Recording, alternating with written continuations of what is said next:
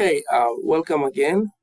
So our last lecture focused on analyzing non-numerical variables, and so we dealt with gender and department. Now we're going to analyze numerical values, which are salary, years of previous experience, years employed, years of education, and the number supervised. So we will do a number of measures that we learned before, measures of the center, measures of variation, and we will also learn empirical rules of the standard deviation. So first of all, let's start with measures. In this case, I'm going to copy variables so that I can do some analysis. And therefore, I'm going to put equal sign and click on the salary. Let me select another variable, which is years of previous experience. Let me put equal sign and copy years employed, which is also numerical variable.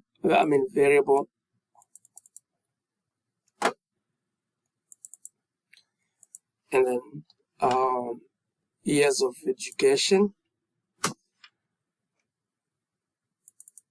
I'm not going to select gender and department because they are non-numerical variables, but I'm going to select number supervised. So I'm going to put equal sign and click number supervised and enter. So I'm going to create, I'm not using original data, but now I'm going to move number supervised here so that I can put gender and department to the right side. So let me copy this. Okay, let me create the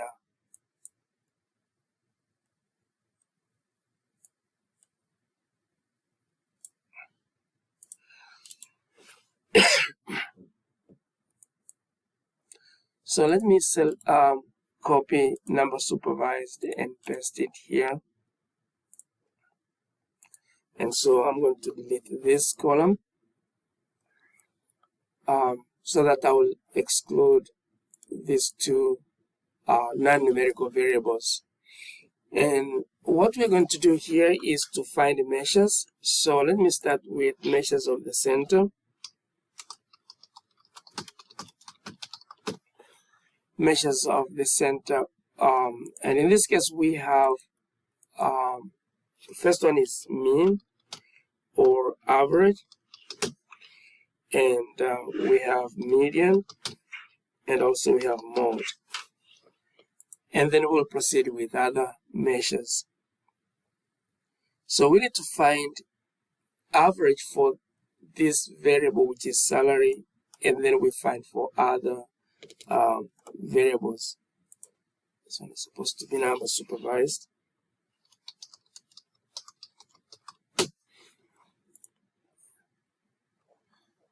So let's find average. If you can put equal sign, remember to get average, you will type average. And in this case, we are looking for the average. The average for this variable, which is salary.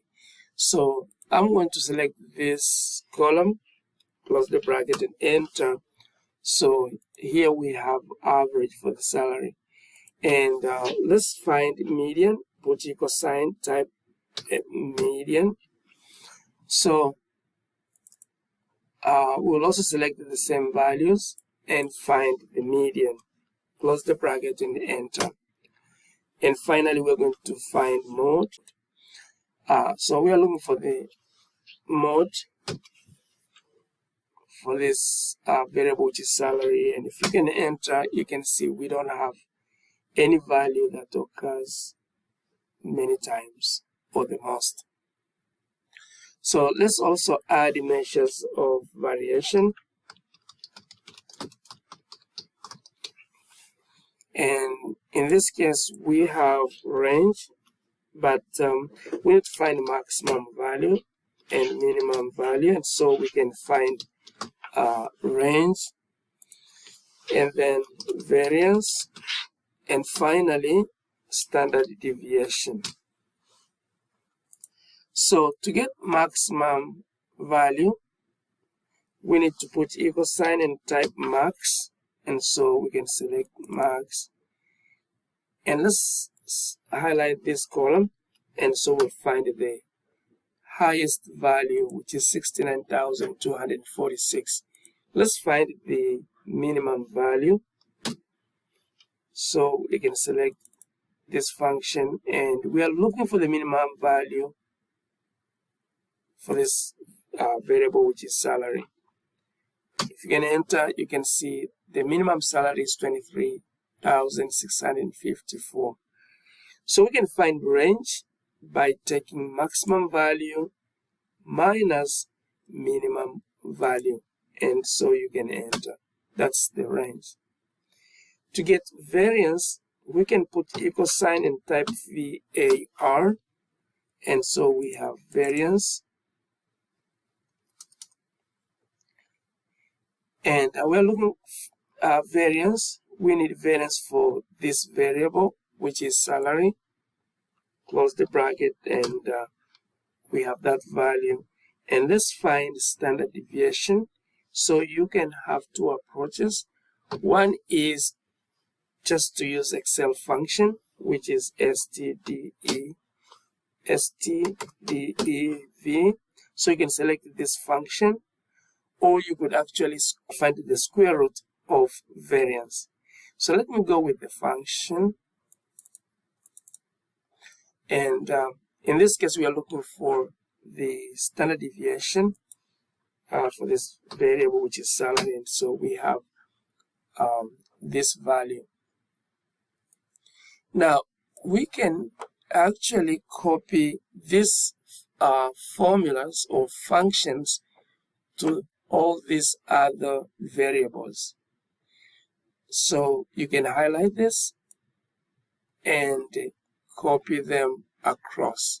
So you can see I have highlighted this, and then grab this corner and extend it to the last value.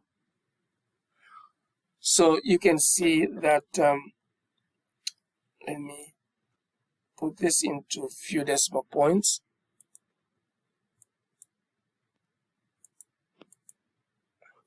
So 2 decimal points will be okay.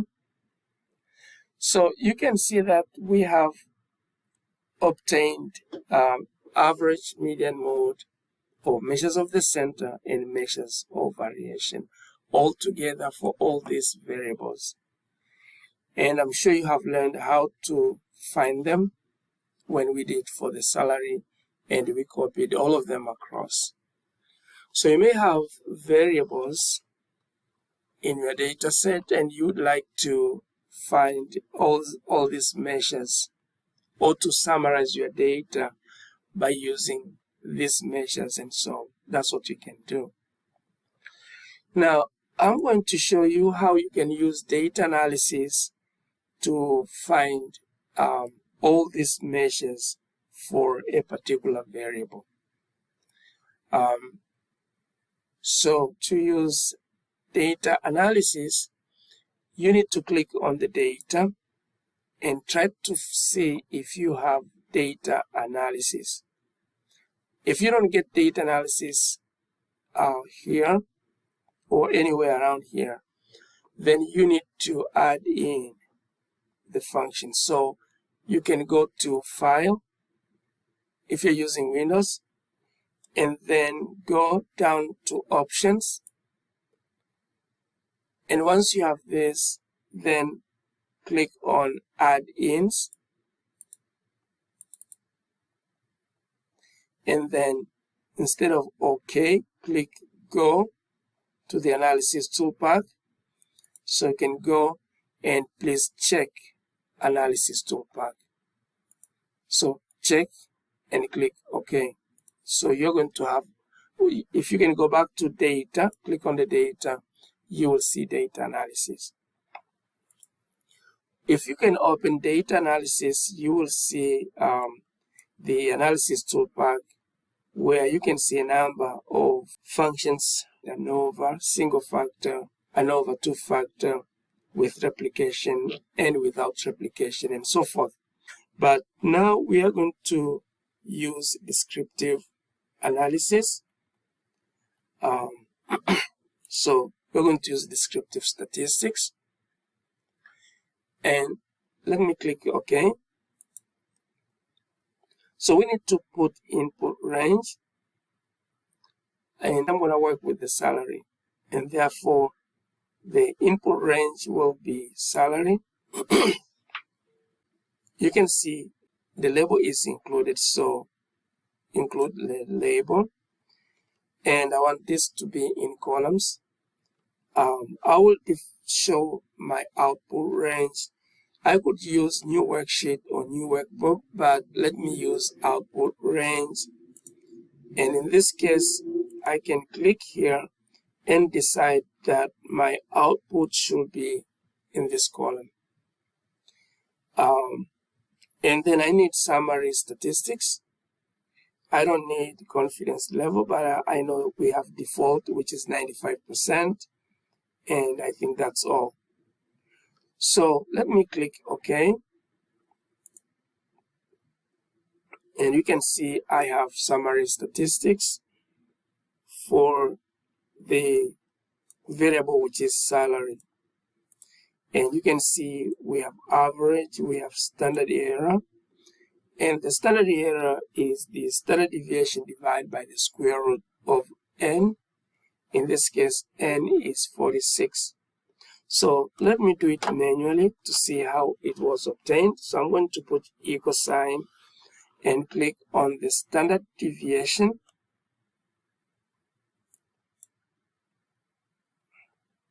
Sorry.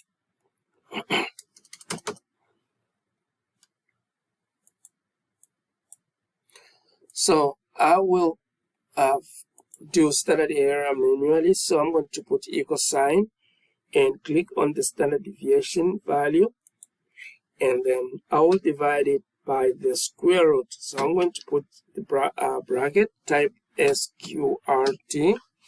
So select square root, and that will be the square root of n, and n is 46. So I'll close the bracket and close another bracket, and then I'm going to enter. So you can see the value is the same. So standard error is the standard deviation divided by the square root of the size of the data set. So anyways, by using data analysis, you can see that we can get the summary of a number of measures for that particular variable. We have mean, we have median, we have mode, standard deviation, sample variance. We have also kurtosis, skewness, and then we have range, which we could obtain it by taking maximum value minus minimum value. We could also sum the data, because we have numerical values, we can sum them, and also we can count them. That is 46. Now, the next item which we are going to learn is the use of standard deviation. The use of average and standard deviation. And in this case, we're going to look at the empirical rules of standard deviation.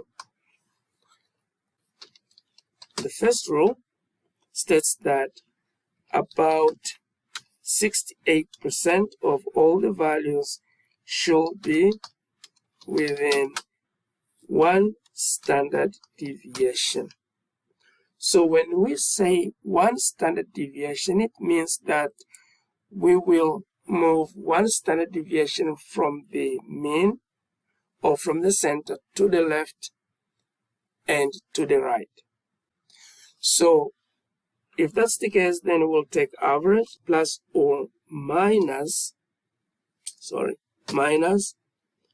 one standard deviation. So we look at the left of average and the right of average. So we move one standard deviation. So we know we need to know what is average, and we need standard deviation, and then we need constant. Constant is actually this one, and that's we take one standard deviation for the first row. So in this case, the constant is 1. Standard deviation, let me put equal sign so I can copy the standard deviation from these results. So standard deviation is that particular value, and enter, so it's copied.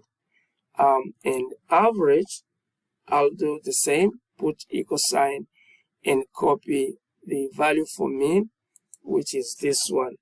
So once you copied all of them,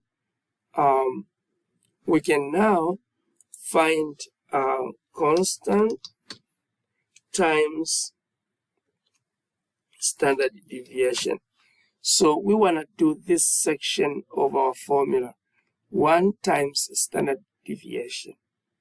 So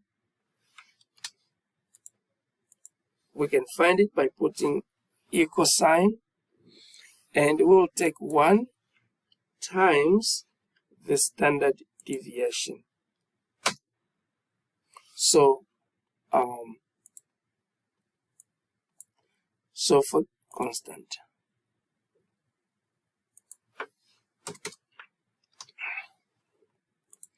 so in this case we can now take average minus constant times standard deviation, which we have here, to get the lower bound, and also we can plus 1 times standard deviation to get the upper bound.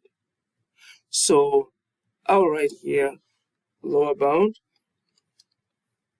or the lower boundary, and also the upper boundary. So let me start with the lower boundary, and therefore I'm going to put equal sign, click on the average minus 1 times standard deviation. So I'll click on average minus 1 times standard deviation and enter. So we'll get the lower bound, and then let's find the upper bound. I'll put equal sign, click on the average, so you can see we have average, and in this case we are going to add, so we will plus 1 times standard deviation.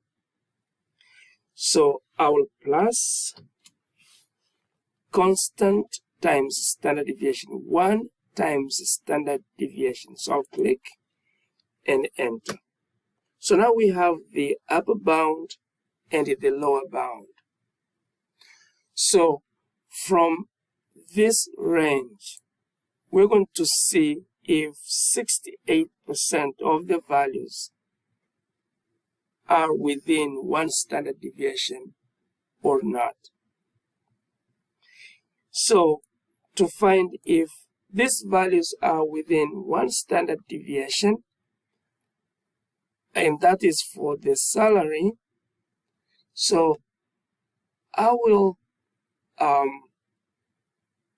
let me copy this column, let me copy it, and I'm going to add insert, so let me create a column, and in this case I'm going to copy this column and paste it here just for the analysis. let me create another column so that I can separate these values with the data that I have. The reason why I copied salary, it's only because I want to do some changes with the data. Now, if you can go here, down here, you can see that the lower bound should be this value and the upper bound should be this value. So we're going to see the values within that range if they constitute 68% or not. So if we fulfill this rule, then we will validate the average. We know that the average is true, or the data is actually normally distributed. So to be able to do so, then I have to organize this data from the ascending to descend, from ascending in ascending order, from the smallest to the largest, and be able to identify data from this particular value to this one. So in that case, I'm going to click on this column and I'm going to sort from smallest to the largest. I'm not going to expand this to other variables, and so I will just say continue with the current selection and I'm going to sort. And so you can see values are sorted. We have smallest to the largest. So within this column now, we may use conditional formatting to find the range of values from this particular value to the other, from the lower bound to the upper bound.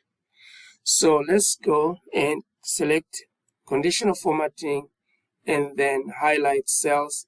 So we're going to take between, not greater than or less than, but between. And so in this case, we will select values between 288 to 8.15. That is this one. And then I will also input the upper bound values. And so in this case, I will put 50826.64. I'm just rounding these values to 2 decimal points. And so you can see that the conditional formatting will give us values between this lower bound and the upper bound. And so they are selected in red. We can count how many values we have here. So you can see, if you go down here to the count, you can see we have 47 values counted. 47. Is that true? So anyways, we have 47 values if you count them. And they are,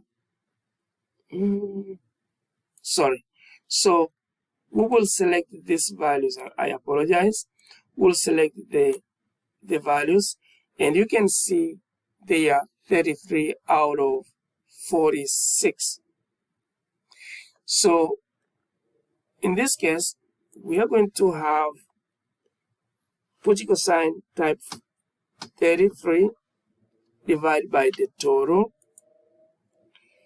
And if you enter, you will see that we have 0.72. Let me reduce the decimals.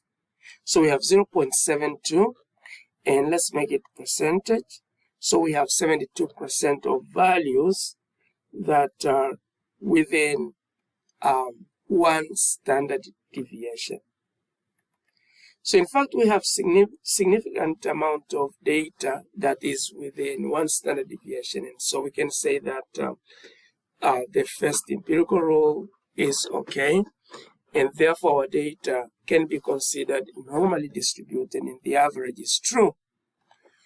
So we can use, or we can test the second rule, which states that about, let me put it down here, about 95% of values. So I'm going to change 68 to 95%. About 95% of the values should be within 2 standard deviation. So in this case, I'll copy the formula as well. So I'll put the formula will be the average plus or minus 2 times standard deviation. So we're going to move 2 standard deviation to the right and 2 standard deviation to the left. And to the right, we're going to add, and to the left, we're going to minus. Average plus or minus 2 times standard deviation. So in fact, I will copy this formula or these results that we had for the first row. So I'm going to copy, and I will paste them not as values but as they are.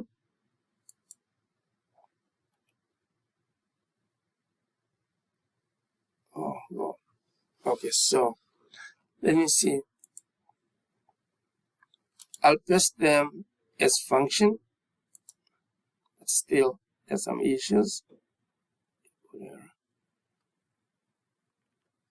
Okay. So there's some mistakes. So I'm going to go back.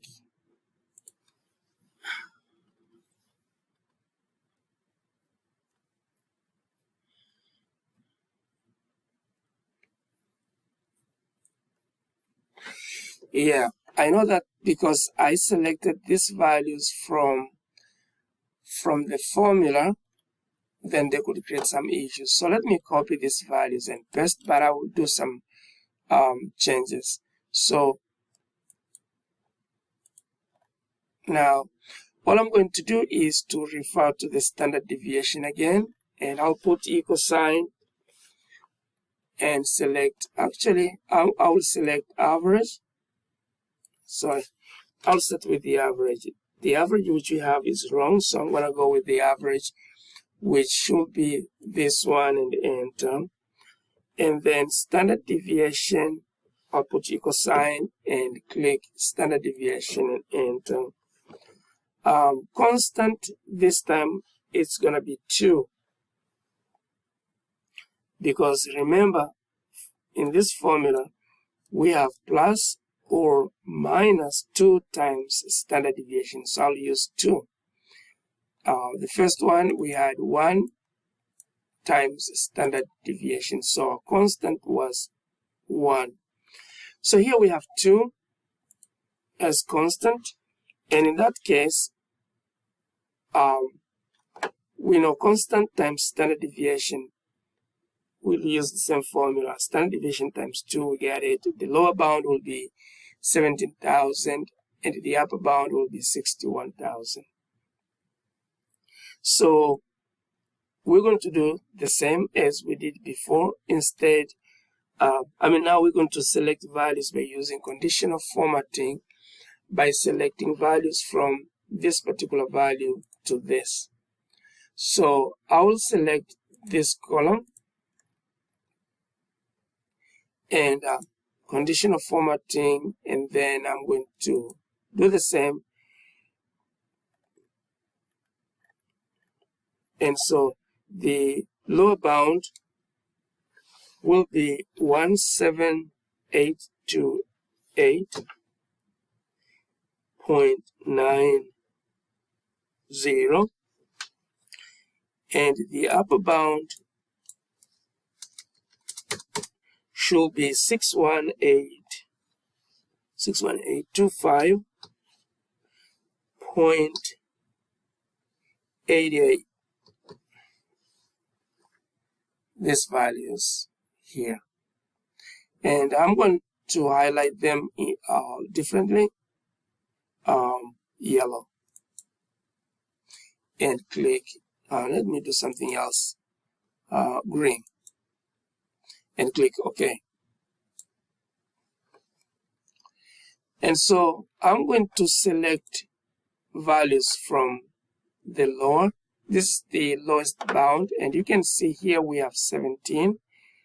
And so the only thing that we can do is we'll take from the lower value or the minimum value, and we go up to the upper bound, 61,825.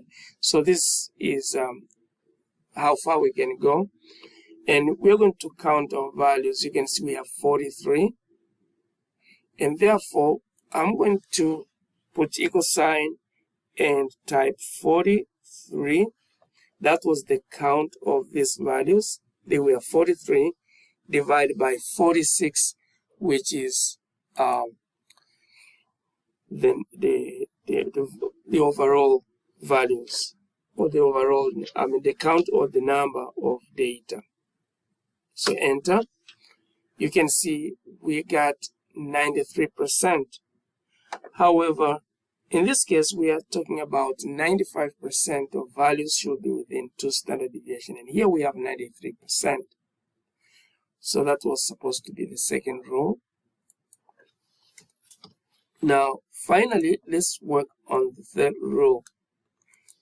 Let me copy this and paste.